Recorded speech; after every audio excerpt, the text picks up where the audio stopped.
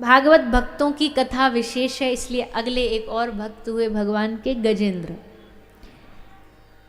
गजेंद्र के जीवन में बड़ी विचित्र घटना घटी। परिवार से खूब प्रेम करता था, उनके संग घूमने जाता, खूब आनंद लेता, पर एक दिन उसको संसार की असलियत पता चल गई। कहते ना, गोस्वामी जी ने कहा, आपतकाल परखिए चारी, धीरज धर्म मित्र और नारी। इन चार चीजों की जो परीक्षा है वो विपत्ति में ही होती है, वो दुख में ही होती है। धैर्य कितना है, तसल्ली कितनी है, क्योंकि सबसे जल्दी व्यक्ति इसी बात से टूटता है। आपत्ति आई, विपत्ति आई, धैर्य खत्म हो गया। धीरज धर्म, अगर तुम्हारे जीवन में विपत्ति आए और तुम धर्म को त्याग दो, बड़े घाटे का सौदा है। कितनी विपत्ति आ जाए भैया, धर्म नहीं छूटना चाहिए। कितनी भी परिस्थितियां खराब हो जाए, धर्म को मत त्यागो। एक समस्या बड़ी भारी चल रही है आज हमारे देश में, बार बार उस पर बोला भी जाता है, जाना चाहिए। हमसे भी पत्रकार बंधु आते हैं, पूछते ही हैं। बड़ी भारी समस्या है। समस्या कौन सी है? धर्मांतरण। लोग धर्म त्याग देते, चंद रुपया में बिक जाते, स्वार्थ में बिक जाते, लालच में बिक जाते। उनको कोई आके दो चार कान में काना फूसी कर देता है, इधर उधर की बात बता देता है, बहक जाते हैं और तुरंत धर्म बदल लेते। अरे भैया, शास्त्र पुराण कहते तुम्हें प्राण भी त्यागने पड़े तो त्याग देना, पर अपने धर्म को मत त्यागना। और तुम लोभ में, लालच में, दबाव में, स्वार्थ में आकर के अपने धर्म को त्याग रहे हो। क्या दोगे अपने आगे आने वाली पीढ़ी को? क्या दोगे अपने बच्चों को? कैसे बिक गए आप? तो ये बड़ी भारी समस्या, इसको संत महापुरुषों को, सामाजिक कार्यकर्ताओं को, नेताओं को, सबको रोकने का पुरजोर प्रयास करना चाहिए। थोड़े सहज लोग जो होते हैं, कम ज़्यादा शिक्षित नहीं होते, उनको टारगेट करके उनका धर्म परिवर्तन किया जाता है, बहक जाते हैं। लेकिन ऐसा नहीं। आपत्ति काल में धर्म हमारा बल बनता है, कमजोरी नहीं बनता, हमारी ताकत बनता है। इसलिए धीरज धर्म मित्र, भैया असली दोस्त की पहचान दुख में ही होती है।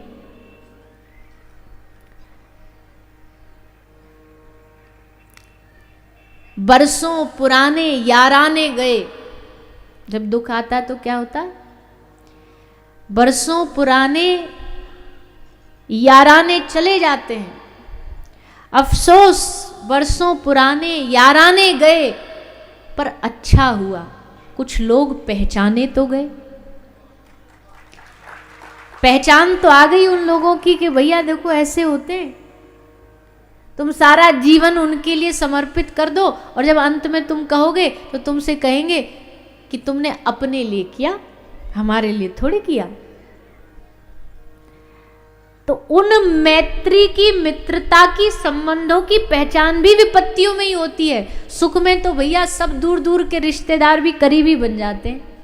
कोई गली का मेंबर, सरपंच, पार्षद, नेता, अभिनेता, देश का राष्ट्रपति, प्रधानमंत्री कुछ नाम हो जाए, बन जाए, तो दूर दूर के रिश्तेदार वो तो हमारे एकदम लंगोटिया यार हैं, संग पड़े हम, संग ऐसा हुआ। सब दूर दूर के रिश्तेदार भी संबंधी करीबी बन जाते हैं। और जैसे विपत्ति आई भैया तो सब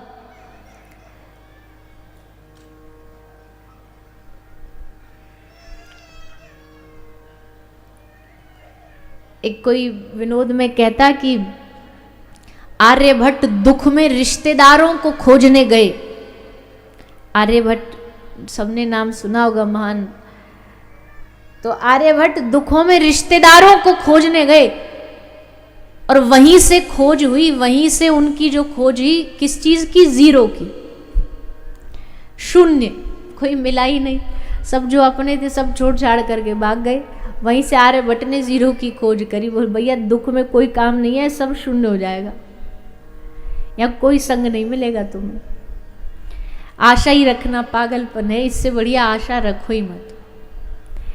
तो गजेंद्र जो है खूब परिवार से प्रेम करता था, पर एक दिन इसके जीवन में ऐसी घटना घटी, ग्रहा ने आकर के, मगर ने आके इसका पांव पकड़ लिया नहाते नहाते, स्नान करते करते।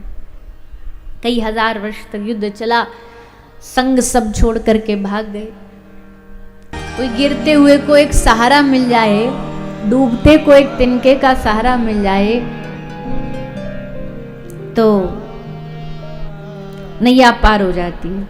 वैसे ही भक्ति में डूबते हुओं को एक ही सहारा है, एक ही टेक है। किसकी टेक? टेक एक रघुनाथ, एक नाम की, भगवान के नाम की। जेह सिमरत संकट मिटे दरस तुहारा हो।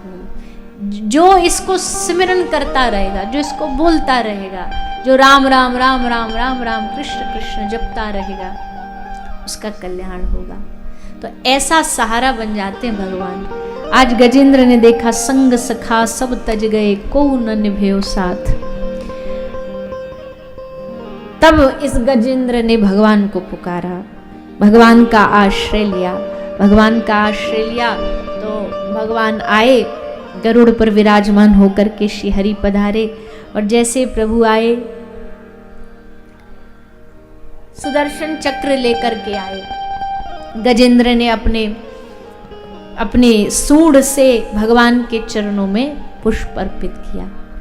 जब भगवान आते हैं तो हम ठाकुर जी को फूल चढ़ाते हैं ना, भगवान के चरणों में फूल चढ़ाने का बहुत महत्व। पर हमने कहीं पढ़ा था शास्त्रों में कि एक फूल तो यह है, गुलाब हो गया, गेंदा हो गया, कमल हो गया, पर असल में भगवान को फूल चढ़ाने तो 7 प्रकार के पुष्प हैं। शास्त्रों ने जो बताए 7 प्रकार के फूलों की माला बनाइए, उसको भगवान को चढ़ाइए। तो उसको बड़े व्याख्या की गई है, पर हम संक्षेप में बता देते हैं। 8 फूलों की माला भगवान को, पुष्पों की माला चढ़ाइए। पहला क्या है? अहिंसा प्रथमम पुष्पम। पहला फूल क्या है? अहिंसा। भगवान की माला अर्पित करने के लिए सबसे पहला पुष्प है अहिंसक बन जाना। किसी के प्रति हिंसा नहीं होना। हिंसा से मतलब केवल मारना ताड़ना नहीं है, केवल गोली चलाना ही हिंसा नहीं है। कई बार हम वाणी की, जुबान की भी बड़ी हिंसा करते हैं। इतना गंदा बोलते हैं, इतना अपशब्द बोलते हैं, किसी को इतना नीचा दिखाते हैं, वो भी वाणी की हिंसा है। भगवान का भक्त हिंसक नहीं हो सकता है। तो अहिंसा प्रथमम पुष्पम। दूसरा फूल क्या है? पुष्पम इंद्रिय निग्रह। भगवान की फूल माला में दूसरा पुष्प इंद्रियों का निग्रह है। इंद्रिय निग्रह मतलब इच्छाओं को कंट्रोल, इच्छा कम। पर ये बड़ा मुश्किल मामला है। इच्छा कहाँ कम होती है? इच्छा ही तो न चाहती है, एक खत्म होती दूसरी पैदा हो जाती है, दूसरी होती तीसरी पैदा हो जाती है। इच्छा, सब कुछ हमें ही मिल जाए, सब कुछ हमें ही प्राप्त हो जाए, ये इच्छा। तो पुष्पम इंद्रिय निग्रह, इतना पाने की चाह। एक बार कथा आती है, भगवान महादेव ने एक भक्त को कहा कि भैया हम तुझे वरदान दे रहे हैं। वरदान क्या है? तू अपनी आंखों से जितनी जितनी चीजों को देख लेगा वो सब तेरा। आंख से जो देखना है देख ले, वो सब तुझे मिल जाएगा। 1 घंटे का समय दिया उसे। 1 घंटे में अब भागा, अब ये देख लूं, अमेरिका भी चला जाऊं, ये भी देख लूं, वो फैक्ट्री देख लूं, वो दुकान देख लूं, मकान देख लूं, करते करते करते भूल ही गया कि 1 घंटे बाद जाना। वो देखने में अटके रह गया और मिला 0, क्योंकि टाइम आउट हो गया, तब पहुंचा था। यानी कि अधिक पाने की इच्छा में जो प्राप्त हो रहा वो भी छोड़ देते, वो भी गवा देते। इसलिए पुष्पम इंद्रिय निग्रह। तीसरा पुष्प क्या है? सर्वभूत दया पुष्पम। सबके प्रति हृदय में दया होना, ये भगवान की उस फूल माला का अगला पुष्प है। सबके प्रति दया। इसलिए हम बार बार कहते हैं कि भैया असल में भक्ति की पहचान, वैष्णवता की पहचान यही है कि सब में दया भाव रखो। आगे क्षमा पुष्पम विशेषतः, अब एक स्पेशल वाला फूल आया, विशेषता। ये जरा स्पेशल है, भगवान की माला का ये फूल विशेष है। क्षमा पुष्पम, क्षमा कर देना। किसी से कोई भूल हुई, गलती हुई, चलो माफ कर दिया, कोई बात, छोड़ दो। मन कर रहा है नहीं, इसने हमारे संग ये दिन भर हमारे साथ गलती करता है, हमें हमेशा परेशान ही करता है, क्या करें, पर फिर मन में आए नहीं, कोई बात नहीं, है ना हमारा प्रभु, देख रहा है ना सब कुछ। क्षमा, क्षमा पुष्पम विशेषतः। अगला पुष्प ध्यान पुष्पम, ध्यान का पुष्प भगवान की इस माला में लगाइए। तपम पुष्पम, तप करिए। अब तप क्या है, कलयुग का तप क्या है? कलयुग का तप ये नहीं कि कहीं एकांत में जाके आंख बंद करके तप करना, घर में रह करके सारे परिवार की आलोचनाएं, सारे परिवार के झंझटों को, दुखों को, तकलीफों को झेल जाना, इससे बड़ा तप कलयुग में कोई नहीं हो सकता। ये सबसे बड़ा तप है। जो घर में रह के कर पाया वो तपस्वी है। इसलिए तपम पुष्पम, और अंत में कहा ज्ञान पुष्पम तथैव च, ज्ञान रूपी पुष्प।